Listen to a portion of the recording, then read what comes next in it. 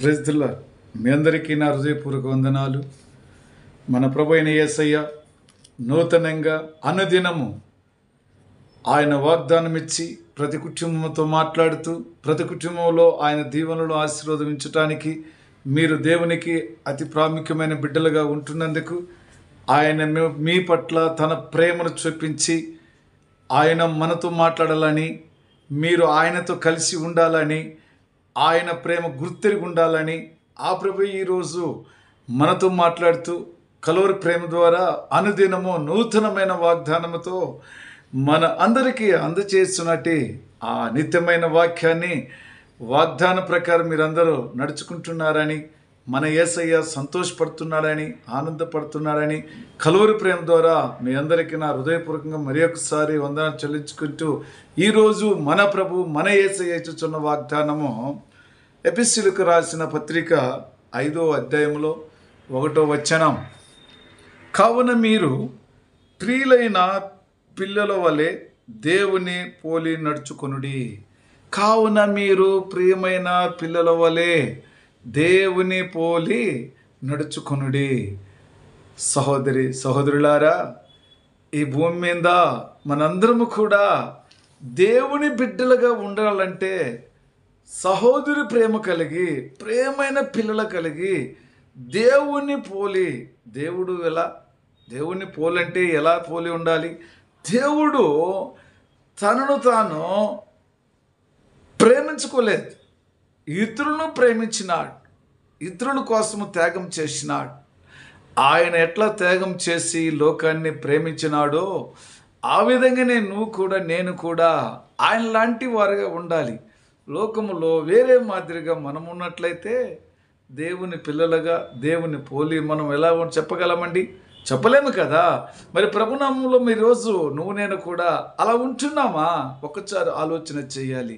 దేవుడు మనసుల కోసము మరి లోకానికి తన అతిథీయ కుమారుని మన లోకానికి పంపించిందంటే ప్రేమైన పిల్లలు భూమి మీద పాపములో ఉంచినారు. వారందరినీ కూడా నిన్ను పోలి నీ బిడ్డలు నడుచుకోవాలంటే తన అతిథీయ కుమారుడి లోకానికి గొర్రె పిల్లగా వధించబడినప్పటికి కూడా మనము ఆయన పోలి నడుచుకోకపోతే ఇక మనము ఈ లోకములో ఏమి సాధించి ఏమి తీసుకెళ్ళగలం? కాబట్టి ప్రేమైన సహోదరులారా, దేవుని పోలి నువ్వు నేను కూడా ఈ లోకంలో జీవించాలి. అలా అనగా చెడ్డ మార్గములను వదిలివేసి పరిశుద్ధుడైన నీ తండ్రి పరిశుద్ధుడు గనక నువ్వు కూడా పరిశుద్ధుగా ఉండి, అదే ఆయన పోలి నీ తండ్రి పరిశుద్ధుడు గనక నువ్వు కూడా పరిశుద్ధంగా ఉండాలి. కాబట్టి నీ తండ్రి ఈరోజు అడుగుచున్నది అదే కదా. మరి అయితే నువ్వు నేను కూడా ఆ విధంగా జీవిస్తున్నామా? మరి జీవించున్నట్టు వారికి మన ప్రభు మరి ఒక మాట కూడా అంటున్నాడు. నేను మరి అపోస్తలుడైన పౌలు గారు కొరింథీయులకు రాజుతూ ఏమంటున్నాడు అంటే, పరిశుద్ధుడైన పౌలు గారు అంటున్నాడు, నేను క్రీస్తును పోలి నడుచుకొనుచున్నాను, ఆ ప్రకారమే మీరు నన్ను పోలి నడుచుకొనుడి.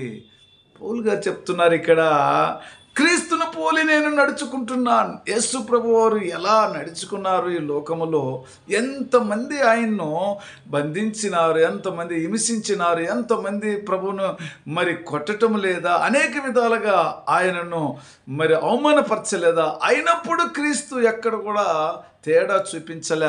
అయితే ప్రేమైన సోదరులారా, అలాగే అపోస్తలుడైన పౌలు కూడా ఆయన కూడా ఒక రోజుల్లో ఈ లోకంలో ఉన్నప్పుడు లోకరీతిగా జీవించినప్పుడు ఆయన క్రీస్తుని గురించి ఏం తెలుసుకున్నాడు? నేర్చుకున్నాడు, మార్చుకున్నాడు, తన హృదయాన్ని మార్చుకున్న తర్వాత ఆయన క్రీస్తుని పోలి జీవించినాడు. ఈరోజు నువ్వు కూడా క్రీస్తుని పోలి నేర్చుకోవాలి. ఆయన నేర్చుకున్న తర్వాత నీ హృదయాన్ని, నీ ప్రవర్తన మార్చుకోవాలి. మార్చుకున్న తర్వాతే నువ్వు కూడా పౌరులాగా అనేక మందికి నువ్వు బోధించేవారిగా అవుతావు, అనేక సంఘాలకు నువ్వు ఒక ప్రవాదిగా అవుతావు.